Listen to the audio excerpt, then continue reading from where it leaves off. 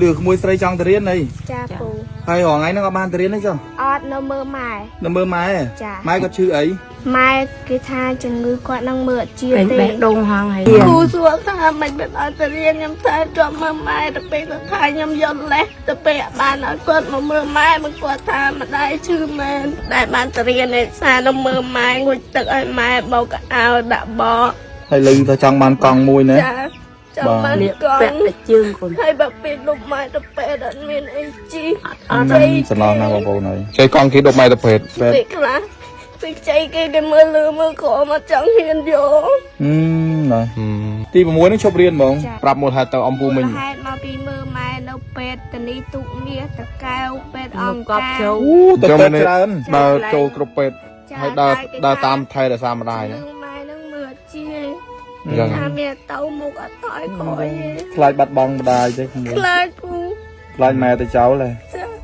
เอาไงนั่นนะกู ទឹកពិសាបរិសុទ្ធ BN បានធ្វើការឧបត្ថម្ភនៅថវិកាជូនគាត់រហូតដល់ទៅ1 លានរៀល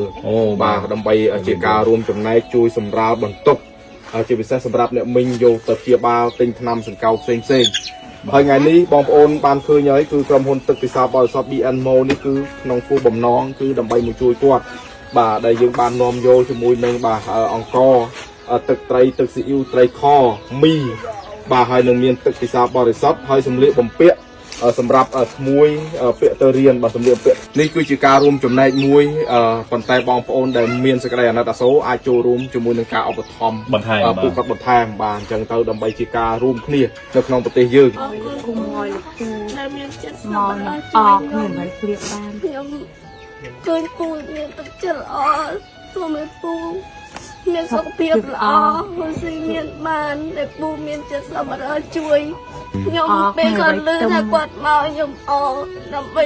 មានលុយទិញថ្នាំឲ្យម៉ែ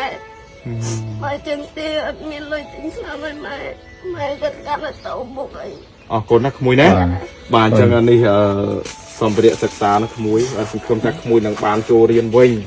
បាទកុំឈប់រៀនណាក្មួយដោយសារតែអនាគតយើងនៅវែងឆ្ងាយទៀតបាទហើយនេះសម្លៀកបំពាក់សម្រាប់ក្មួយពាក់ទៅរៀនបាទសម្លៀកបំពាក់ថ្មី ជាបឋមខ្ញុំបាទជំរាបសួរពុកម៉ែបងប្អូននៅទីនេះនិងពុកម៉ែបងប្អូនបានទស្សនាតាមរយៈវីដេអូបាទថ្ងៃនេះខ្ញុំបានចុះមកជួយ ក្រុមគ្រួសារ អ្នកមីងម៉ាតបាទពួកគាត់ពិតជាមានជីវភាពនិងមានការលំបាកពិតប្រាកដមែនបាទការជួយនេះជាការរួមចំណែកពីក្រុមហ៊ុនទឹក BN ក្រុមហ៊ុនទឹកបរិសុទ្ធ BN ហើយបើបងប្អូនមានការអ្នកអសូរគាត់បងប្អូនអាចចូលរួមមកជួយគាត់បាន បន្ថែមទៀតបាន អរគុណ បាទអរគុណបាទ